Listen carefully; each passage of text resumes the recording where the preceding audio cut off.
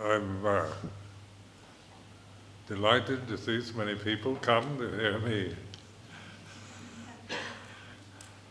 reflect on Dhamma. I consider the way I like to reflect on the way things are, not tell you how they are or should be. And so it's this word reflection, to many people, English, native English speakers, they think it's some kind of thinking, but it's more like, in my experience, living in Thailand, more reflective means to observe, to discern, to open to the present moment, rather than starting off with some idea and then telling you the sequence that follows. It's very heartwarming to see so many people here in Kuala Lumpur interested in the Dhamma, in the Theravada school, because I know this is a fairly new interest. Because I came to Malaysia over 50 years ago as an American Peace Corps, and the amount of interest in Theravada Buddhism I never noticed whatsoever, except the Bandar Sri Dhammananda at the Brickfield Temple. And Theravada Buddhism, one of the attractive things about it for me was that it's the basic teaching. It's we had to actually memorize the first sermon, the Dhammacakkappavattana Sutta, with Luang in Thailand. This was part of our chanting routine, was to chant the Dhammacakka Sutta. And this particular teaching, the first sermon of the Buddha, after his enlightenment, that's according to the scripture, when he arrived in Saranath, he talked to his 5 colleagues who kind of deserted him, and they realized that he'd realized something. He wasn't the same ascetic Gautama that he was before, and so they asked him what is it that he discovered, and therefore he delivered the Dhammacakka Sutta, the Four Noble Truths. And in my experience with Luang Por Chah in Thailand was that this was the basic teaching. It wasn't Buddhism per se, learning about the history of Buddhism or anything, but an actual using our reflective ability to recognize these noble truths as they appear in our mind, so that they're not just abstract ideas or theories or speculations about the nature of reality, but they take, the Buddha, very wisely took the experience of suffering and put it in the context of a noble truth. And this is unique to Buddhism, to the Buddha's teaching. I don't think any other religion has approached it so clearly and so forthright as this particular teaching does. And it can be misunderstood. When in London, I know, I'd go to various interfaith meetings, and there was always this discussion of most religions believe in God, and it's about love and peace. And when it comes to the Buddhism, we talk about suffering. And so that's very depressing. The love and peace is very inspiring, and suffering, nobody wants that, but everybody wants love and peace. And just to reflect on the fact that how the words affect our consciousness, like the word love, English word love or peace they have a pleasing effect. They inspire us when we talk about universal love and peace and everyone loving each other, having compassion and so forth. That inspires the mind. It uplifts us, which is not to be laughed at. I'm not making fun of it, but just pointing out the way things actually are, that there are certain inspiring words. Inspiration is like, it's a kind of lifts you up, it gets you going, it's an energy trip. But you can't really sustain it, it's not sustainable. Like anything, you eat a chocolate bar and you have a rush of energy, but you can't keep it. Then notice that the Buddha, in his first sermon, he wasn't pointing at himself either. He wasn't saying, I'm the Lord Buddha and I'm realized and enlightened now. He said, there is suffering. So it made a very common, ordinary kind of statement. There is suffering. It isn't about, now I've gone past suffering and I'm the enlightened Buddha. Because that would, it was true if he said that. It wasn't like it would be a lie or bravado or overestimation, but it would be misunderstood. Because then people would start looking at him and as the enlightened Buddha, as the savior or the Messiah. But instead he said there is suffering, and then the suffering is to be understood. And then he takes what all of us don't want. We don't want to suffer. We want peace and love and happiness.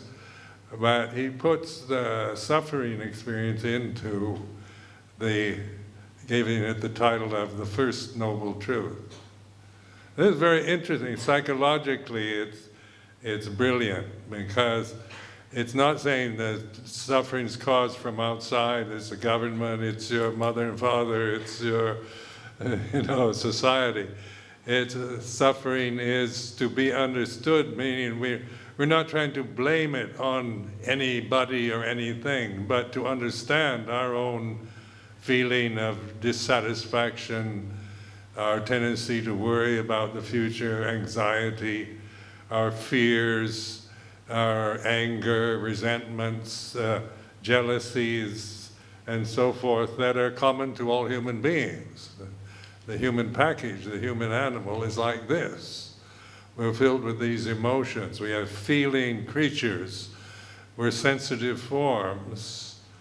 And so this realm that we're living in, the universe that we live in, is about sensitivity. We have to feel all the time, from birth, even the time a baby's born, it's independent from the mother, separate body is feeling heat and cold, hunger, pleasure, pain, so forth, and then the impingement on the senses through seeing, hearing, smelling, touching, tasting. We have retentive memory, so we remember things.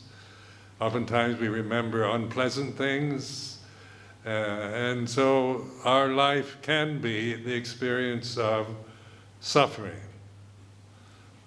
And this realm is a realm where we, in our daily reflections in Buddhist monasteries, we chant, all that is mine, beloved and pleasing, will become otherwise, will become separated from me.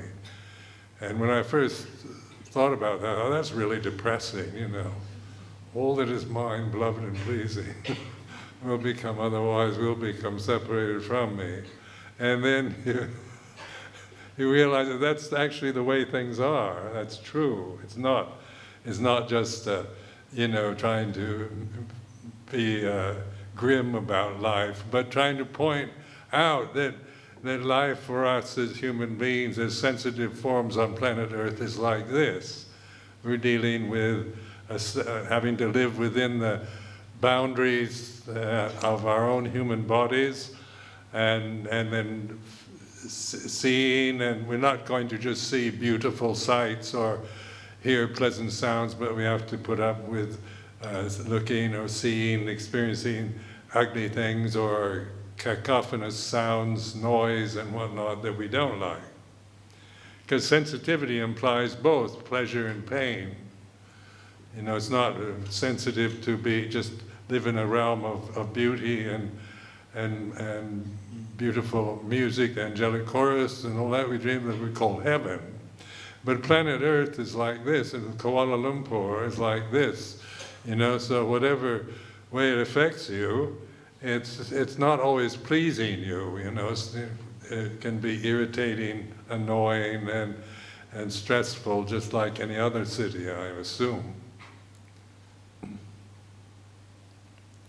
So reflecting on this, on suffering, is our ability not to you know, put the mind outward into blaming it on God or the Prime Minister or whatever. It's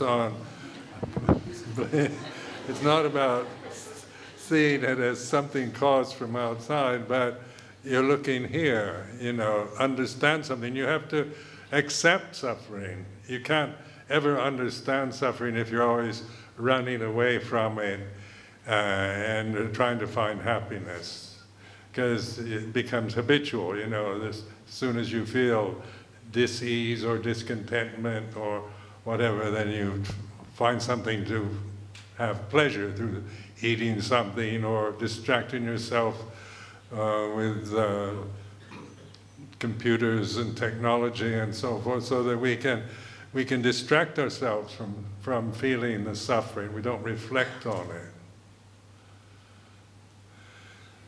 And so life for most of us in modern societies, the word that you hear, like in London, the word that kind of hisses at you all the time is the English word stress. So stress, everybody's stressed. And I was very fortunate to live in the UK for I think 34 pansa, 34 vasas I was there. And I've lived there longer than any other place. And so I got to get a good feeling for the people, the nation, what life is like there. And of course, it's a nice place to live. I quite enjoy living there, but still people suffer. They feel stressed, they feel angry because things aren't what they should be. You know, we can imagine, we'd all know how we would like Malaysia to be.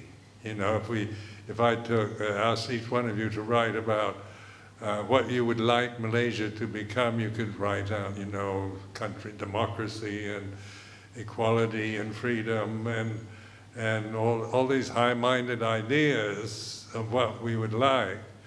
Or even yourself, what you would like to become. You can write out these superlatives, you know, become wise and compassionate and really good and virtuous, or rich and famous, or whatever. But still, life isn't about these extremities. It's about the way life is here and now. This is the reality of now. And so the Buddha always is pointing at here and now, Paccubbana Dhamma. So mindfulness is another interesting word that has become very prominent in English-speaking countries. I mean, it's an English word, and it really didn't mean very much to most of us before, because it just meant like crossing the street, you know.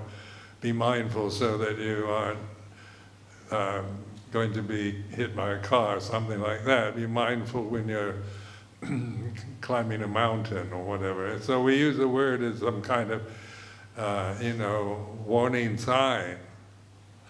But the word mindfulness is the translation of the Pali sati and sampajanya, which is, this means, sati and sampajanya means ability to awaken to the present moment, to be.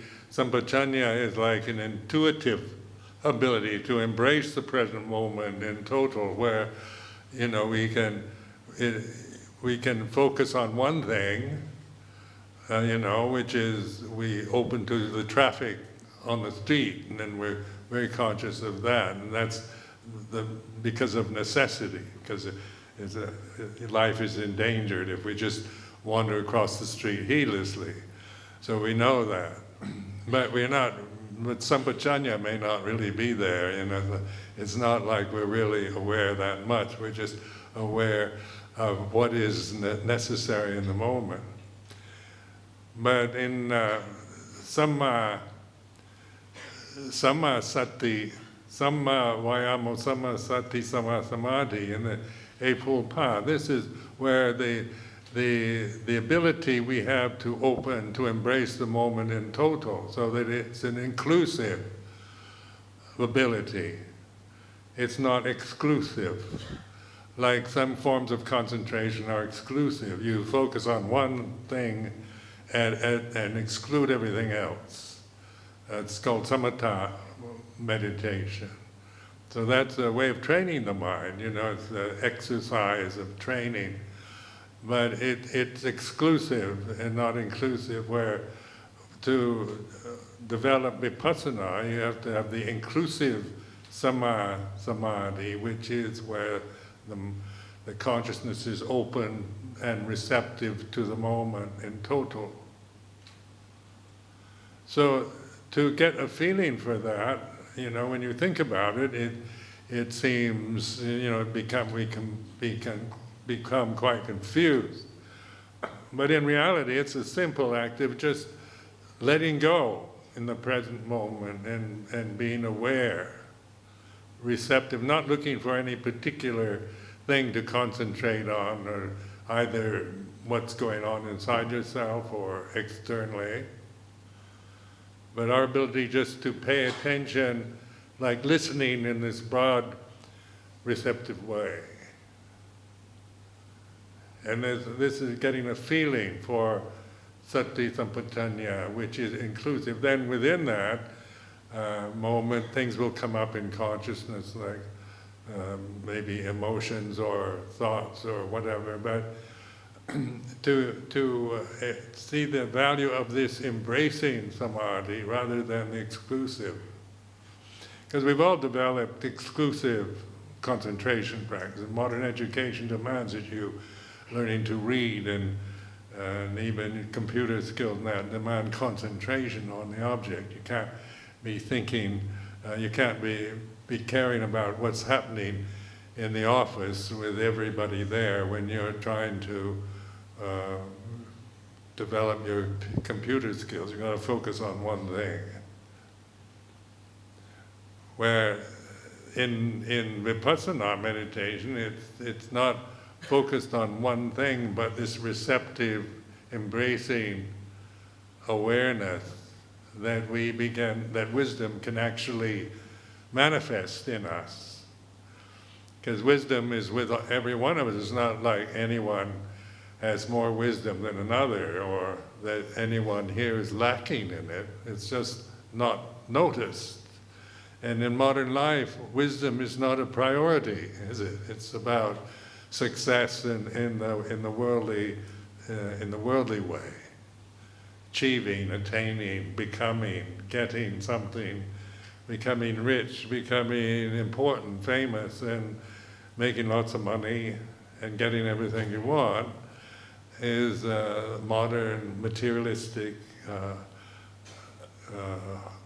aim, to fulfill all one's desires. Where sati sampajanya allows us to even see that, to see that basic drive, the compulsiveness of how we approach meditation or how we do anything, the desire to get and get rid of, the desire for happiness and desire to get rid of suffering. We open to the desire realm in order to understand it, not to control it or get rid of it. So the second noble truth is about the origins of suffering, the samudaya, and that is desire, which is, this realm is a desire realm. Your body is a desire form. So we see things that are attractive, we want them. We see things that are ugly, we don't want them, and so forth. So desires form for beauty and desire to get rid of the unpleasant, the ugly, the unwanted. So reflect that we are in the desire realm. It's not that that your problem is that you have too many desires, because that is kind of not missing that's kind of missing the point. But the awareness, sati sampajanya, is the embracing of desire, of opening to desire as a mental object, as a condition that arises and ceases. Because it is a condition, it's not something permanent and it has lasting abilities. It is, because it arises, then it rises to its peak, then it goes the other direction and ceases. And so desire is to be seen in terms of Buddhist word sankhara, or condition, a phenomenon, a condition in the mind. And with sati sampajanya, then we also begin to see sankharas, or conditions, both internally, the states of mind, the moods, the emotions, the mental habits you have, subtle or coarse, see the physical form, your body, and begin to see this in terms of sankhara, or conditioned phenomena. And the Buddha was emphasizing all conditions are impermanent. This is a basic teaching in Vipassana meditation, sape sankhara anicca.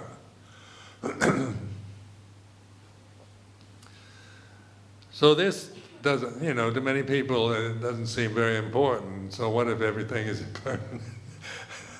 But we're not talking about intellectualizing impermanence or judging it, but just noticing it. And sati sampajanya allows us to observe the arising, ceasing of conditions, of desires as we're experiencing them. And it's not judging, it's not about good desires or bad desires. It's seeing desire in terms of three characteristics: anicca, dukkha, anatta. It's impermanent. It's when we attach to desire out of ignorance, we suffer.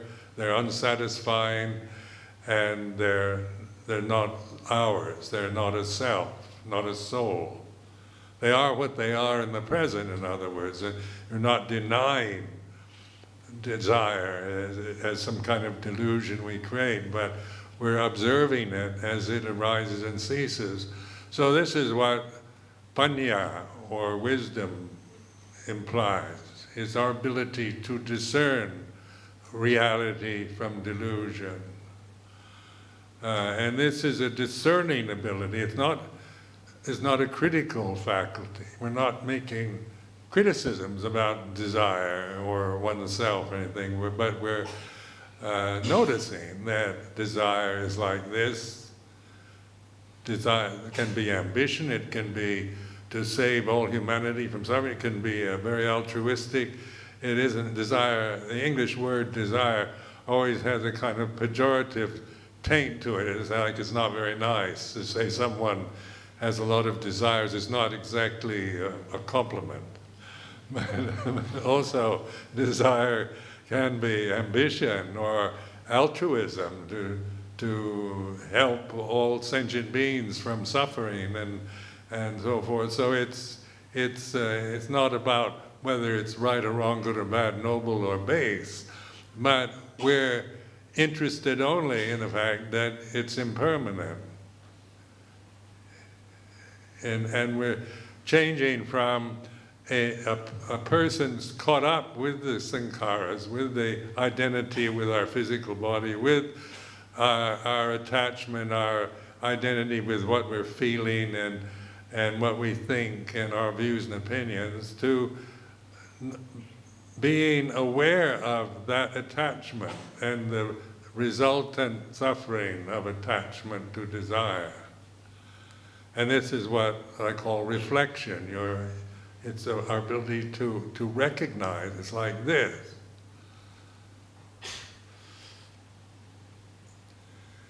I found in the early years of my monastic life, the Second Noble Truth very revealing, because my personality was one based on trying to get rid of bad thoughts, or trying to get rid of bad habits, or trying to get rid of what I don't like. And so, and it seemed right, you know, one should get rid of bad thoughts, get rid of evil forces, and annihilate, you know, there's a war on evil now, axis of evil and so forth, so we're trying to destroy evil. That's an impossibility. But to understand, you know, is something else. And so in the categories of desire, the three categories, Kama Tanha refers to desire, sensual pleasures, desire for pleasures through seeing, hearing, smelling, touching. And then Bhava Tanha is desire to become, wanting to become a stream enterer, or get the jhanas, wanting to get jhanas and become really good at samadhi, or attain psychic powers and float in the air, and all kinds of things I put in the category of Bhava Tanha, wanting to become an arahant. No, that's a good desire. But it's still a desire, you see. So I'm not saying, not trying to make it sound like you shouldn't have such desires, but what I'm encouraging is to be the knower of desire rather than the desire. And then Vibhava Tanha was my hang-up. I always wanted to destroy everything that I didn't like. And so, you know, there's a tremendous sense of repression of emotions and feelings, and trying to control and become a control freak, and wanting to control everything in my mind and the things around me. And so I thought, this is, you know, my middle name must be Vibhava Tanha, you know. This describes basically how I see myself, someone who's trying to control by getting rid of things I don't like, mainly about myself. So it's like these insights arise, suddenly these teachings, which can seem almost barren and dry if you're looking for inspiration and kind of high feelings from them, but because they're based on bhatipata, on the practice, to prove it, to see for yourself, to know it in a direct way, not just be caught up in knowing about the Four Noble Truths. And each Noble Truth has three aspects, and the three aspects of each Noble Truth amount to the statement, like the Pariyatti statement, the scriptural statement, there is suffering, and then what to do about it is to understand it. That's the second aspect of the first insight. So it's bhatipata, it's practice. To, you know, and it tells you what to do, to understand something, to understand suffering. You have to accept it. You know, just reacting to try and get rid of it, you'll never understand suffering in any way at all. And you're not looking at suffering out there, but even your desire to get rid of suffering is suffering. So you become kind of open to what you're actually doing in the present moment, what you're actually thinking or feeling, or caught in the momentum of habit patterns that you've developed. And then the third is bhakti-veda, which is suffering has been understood. It's the confirmation or the insight that now you have understood suffering. And this implies, you know, that you're not just thinking about it anymore. You've actually put the effort into observing. It may be just in the present moment, the physical discomfort that you might be feeling for sitting like this, or doubting, uncertainty, or whatever you're feeling now, you can be aware of it. And it is what it is. You know, I can't tell you how you should be feeling at this moment. it's impossible for me to dictate feeling to you, because we feel what we're feeling, and whether we like it or not, it's going to be this way. And so this way of observing dukkha in the direct way, from the Pariyatti, Dhamma, Bhatibhata, and Bhative, is the three aspects. And notice that's a reflective form in itself. The statement is scriptural, from the sutta. So it's not dismissing the scripture. It's bringing the scripture in, the statement, then what to do about it, the prescription, and then the result of having done that. And that we can actually prove to ourselves. We can feel, if we start looking at dukkha or suffering in this way, then we begin to understand it. And insight, knowledge arises, like you understand. It's not just, I think, so-and-so said suffering was like this, and this Ajahn said that you have to know suffering in a certain way, and then you get confused. But this is like what they call, vulgarly gut knowledge. You understand it from your guts. It's basic kind of insight. So it's profound. It's not just understanding definitions of dukkha or suffering from scriptures or what teachers tell you. And the second noble truth is the cause, and that's notice ignorance is always the basic cause of this whole problem. Avijja. And this Pali word avijja doesn't mean being illiterate or ignorant in a worldly way. It means not understanding the Four Noble Truths. That's to deal with the Four Noble Truths. So it's and as long as we operate from avijja, and then there's no hope. We just get caught in the same old repetitions, the habits we learn. When you're young, you're more malleable, but as you get older, you get set in your ways. You bore yourself with thinking the same old thoughts and emotional habits. And that's why so many people take to drink and drugs and whatnot, because life is pretty boring if you do nothing to understand the nature that you're experiencing, if you're merely caught up in reinforcing old habits till you die. So the Buddha's invitation is one of great compassion, and based on something we can actually work with, see for ourselves. So then the statement from the scriptures, there is the cause, the origin of suffering, and that is the three being attached out of ignorance to Kamadana, Bhavadana, Vipawadana. And then the Bhatibhata, that's the Bharyat statement. Then the Bhatibhata, or the practice, the prescription for dealing with the origin of suffering, is letting go.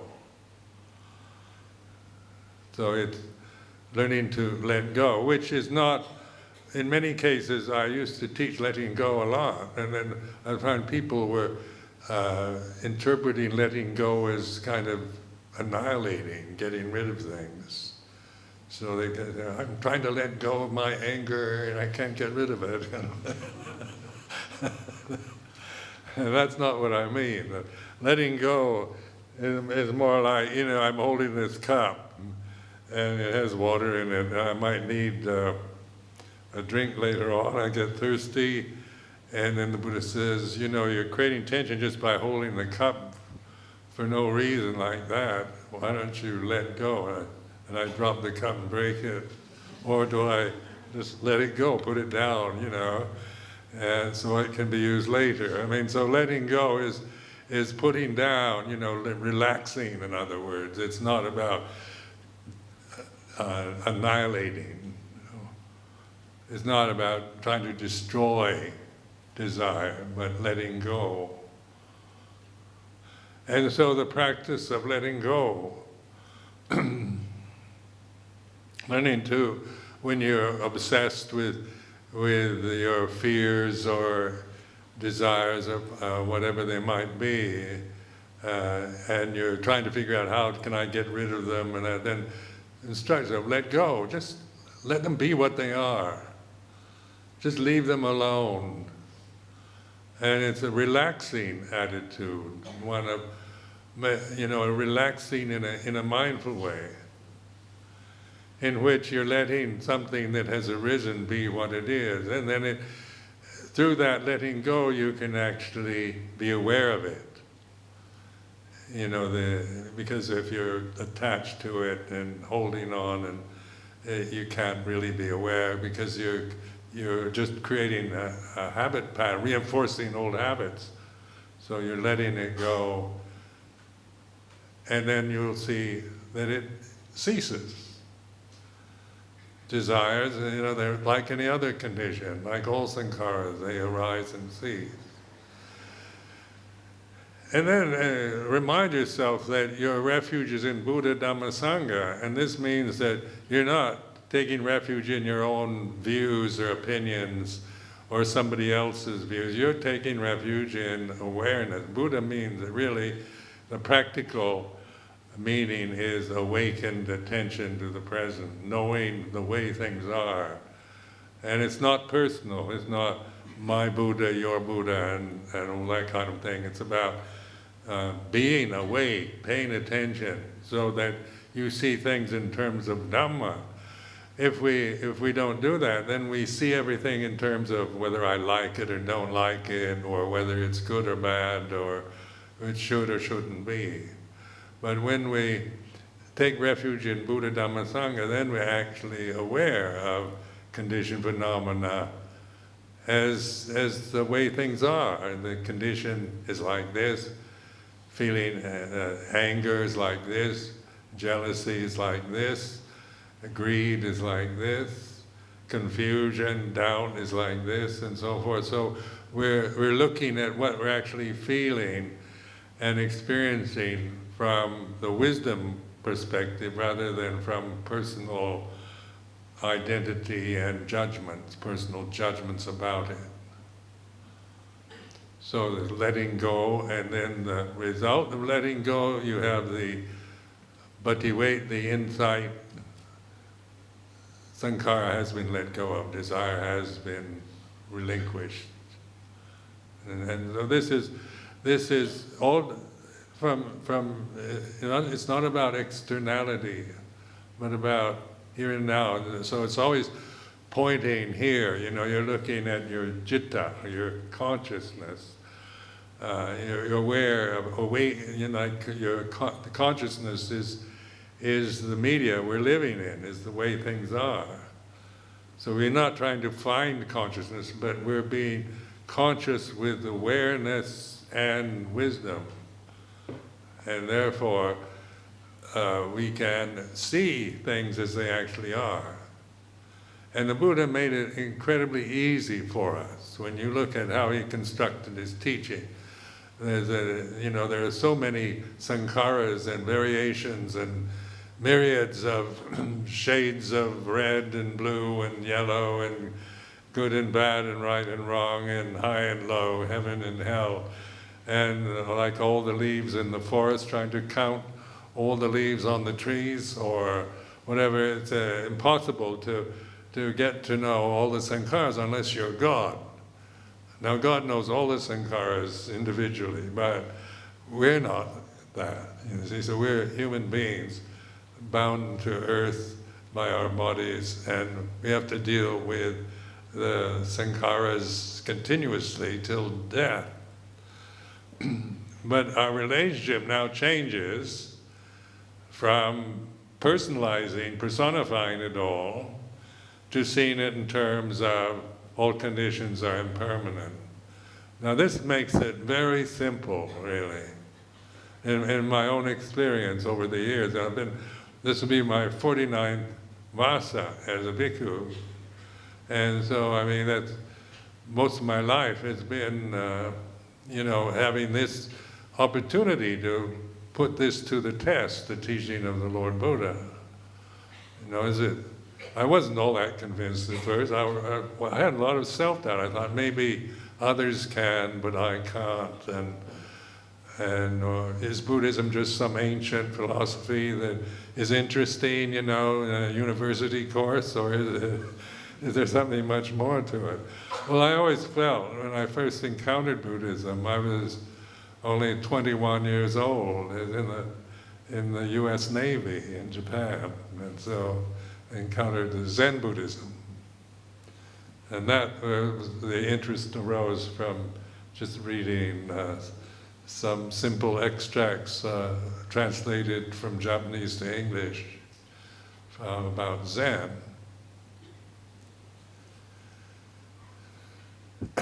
But now, after all these years, the ability to see sankharas as sankharas and to recognize the nature of consciousness, to rest in it, in pure consciousness, not in just trying to endlessly make myself better or just recreate old habits that arise in my experience of daily life.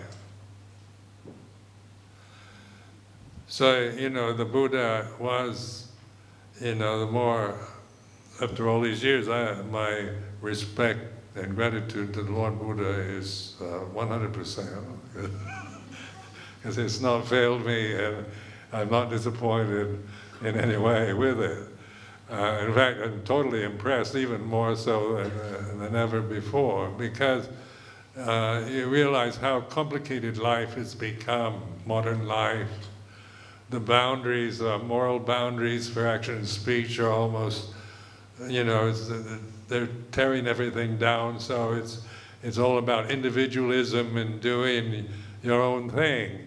And it's about freedom and self-expression and so forth. So these are kind of ideals of the modern age, give no direction for behavior or for life. They just make us feel we have to assert ourselves and become something.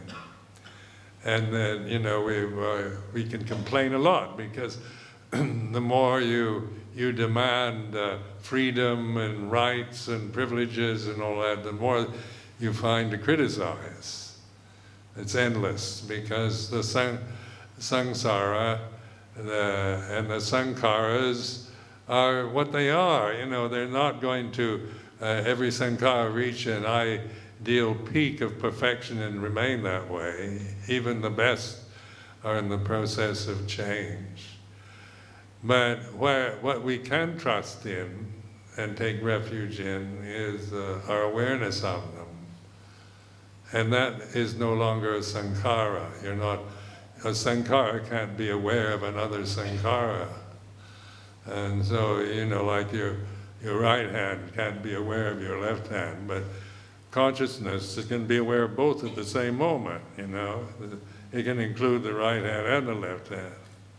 But as the right hand says, it doesn't think or anything, it just, it operates from consciousness alone. Well, as that is a kind of metaphor to reflect from, that sati sampajanya, satipanya, these words, these Pali words, convey that ability that we all have as human beings. We have this ability to be mindful and awake and pay attention, and to learn to trust ourselves more in our discerning abilities rather than, it's not about intellectual abilities anymore, it's about discerning abilities. And this is not emphasized in modern education, modern life. It's, your intellectual abilities play the important role and create your identity around your grades and your examinations and so forth. But intuitive awareness isn't something that is one person's better than another. It's not about competition or judgment, but it's about the simple, natural ability of awakened attention, discerning the presence and absence of conditions. And from that, then in the structure of Theravada Buddhism, we, like in the monastic life, we've committed ourselves to the discipline of Vinaya. So this is our relationship to the society. We live within a traditional structure that was established by the Buddha. And so it's a traditional form, an ancient form that we all take. But it's not to increase the sense of an ego, or to make own Theravada Buddhism or Vinaya as some kind of personal achievement, but it's a practical use to develop awareness from. Because our relationship to the society is one, we're dependent for the basic necessities. We need food, the offering of dana and so forth, for requisites, robes and food and shelter and medicine. So that Buddha established an order, a monastic order based on dana, on generosity. And this also is one of the beauties of our human condition, is that people are basically generous. Even though we sometimes think they aren't. No, I used to, being American, you kind of assume that everybody, you've got to look after yourself because nobody else will care. But in my experience within the monastic form, is that it generates respect, whether it's in Thailand, where you can take it for granted, because there's a cultural conditioning there, but in England or America, never had any problems dealing with the basic necessities for survival. Now, the third noble truth is about the cessation of suffering, nirodha. And this is, as we develop this letting go and learn to let go and observe. When we let go, it's like this. When it's like this is holding, it's tense. Letting go is like it's relaxing. And letting what we were attached to be what it is, then it will cease. Its nature is to cease. But our discerning ability is still operative, so it observes the cessation.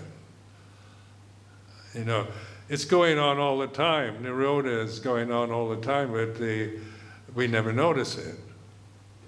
We're caught up in, if we're in our thinking process or emotions, and we just go from one thing to the next. We never know the absence.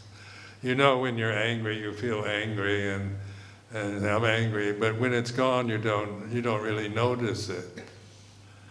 So you don't, non-anger's like this, you just may be aware of the moment that you feel anger. Or say anger's a strong emotion, powerful effect on the body, but say states like confusion, mental confusion, or doubt, uncertainty, insecurity, these kind of amorphous, undefined states of general anxiety, feeling insecure or ill at ease or whatever, we tend to just try to suppress them, or we want to get rid of them. But in mindfulness, then we use them for awareness. When we're confused and doubt-ridden, and that it's like this. You can suddenly, like Sati Sampajanya allows confusion and doubt to be fully accepted in consciousness. It is what it is. And then as you let it be what it is, then you can also discern its absence when it ceases, because feeling of doubt, uncertainty, mental confusion, emotional confusion, or conditioned, there's sankharas arising, ceasing. So this recognition of nirodha is to develop, the scriptural thing is, there is the end of cessation of suffering. It should be made conscious, to really consciously notice the absence of things, to be aware of the spaces between people, become aware of space, and if we, like in this room here, we're looking at the Buddha Rupa or the monks and or at each other, and we may not, and the space we might think is contained within the walls, but actually space, the building is in space, and space has no boundary. But yet we can completely spend a lifetime not paying much attention to space, but it's right in front of you all the time. You're in space wherever it might be. And it's like beginning to open to that, to contemplate space rather than form. Because you don't need to be so interested in the forms in the space, because your relationship to them is seeing them in terms of anicca, dukkha, anatta, impermanent, unsatisfying, and not self. Well, consciousness is like that. It's empty, and it has no boundary, and it's not personal. It's not, you can't claim it as mine.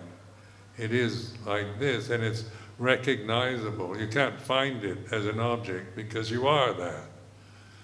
It's not an object that you can hold up, but it's just beginning to recognize what's most obvious is that consciousness is like this. And then consciousness is where wisdom operates. Not about the intellect anymore, it's about wisdom, discernment, knowing things as they really are, being free from avijja or ignorance. And so then the insight into nirodha, then the fourth noble truth is what sammaditthi, sammasangapo, right understanding, right intention. This right understanding, sammaditthi, comes from the insight into the three noble truths. And it's right it's perfect understanding. It's not kind of, right is a kind of, it has a wrong understanding, right? But sometimes the English word perfect fits into sammaditthi, because it is it's a really complete understanding of the way things are, of Dhamma. And then sape Dhamma anatta, all Dhamma, it's not personal, it's not a self. But you can't think about it, it's not something you can define, like the word Dhamma. It's indefinable, because it isn't limited by characteristics or qualities, but it can be recognized through insight, through understanding.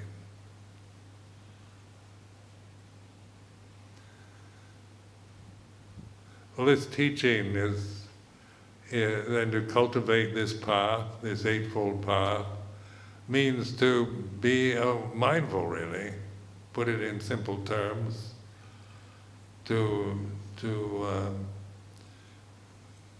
be aware here and now in wherever you may be, whatever is happening to you, whether you're healthy or unhealthy, or at work, or at home, or by yourself, on a mountaintop, in a monastery, wherever. Mindfulness is not obstructed by the conditions. Once we have the insight into conditioned phenomena. But when you think you're a conditioned phenomena, then everything becomes a problem for you. Because you grow old, get sick, we all experience loss. We see our parents get old and feeble and die, and loved ones separated, and disappointments, and all that. So life is about all that is mine, beloved and pleasing, will become otherwise, will become separated from me. And that's just an honest kind of reflection on the way things are. It's not to be a kind of downer, to make you depressed, or to just say, well, life is meaningless and just give up. But it's inspiring. It gives you energy to deal with being human, living in the society you're living in, with the family that you're part of. It gives us the ability to adapt, to learn from life, from understanding things through wisdom rather than through what is commonly held, what is modern fashion, and the word of the day type of knowledge. So I offer this as a reflection.